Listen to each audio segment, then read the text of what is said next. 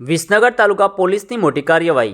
ઉત્તરાયણ પર્વને લઈને જિલ્લામાં પ્રતિબંધિત ચાઇનીઝ દોરીના વેચાણ સામે પોલીસ દ્વારા કડક કાર્યવાહી ચાલી રહી છે। તે દરમિયાન વિસનગર તાલુકા પોલીસ સ્ટેશન વિસ્તારમાંથી મહત્વપૂર્ણ કાર્યવાહી હાથ ધરવામાં આવી છે। વિસનગર તાલુકા પોલીસે ગુપ્ત માહિતીના આધારે છાપો મારી પ્રતિબંધિત ચાઇનીઝ દોરીની કુલ 864 રીલ ઝડપી પાડી છે, જેની અંદાજિત કિંમત ₹4,32,000 થાય છે।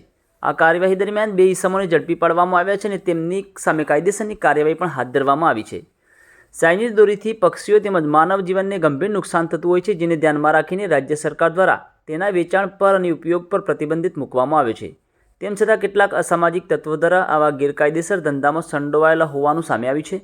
વિસનગર તાલુકા પોલીસની આ કાર્યવાહીથી ગેરકાયદેસર ચાઇનીઝ દોરીના ધંધામાં સંડોવાયેલા તત્વોમાં ભય ફેલાયો છે।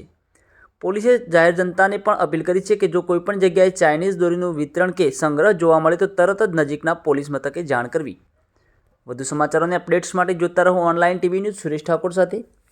યુટ્યુબમાં સબસ્ક્રાઇબ કરો, ફેસબુકમાં ફોલો કરો અને ઇન્સ્ટાગ્રામમાં ફોલો કરવાનું ભૂલશો નહીં।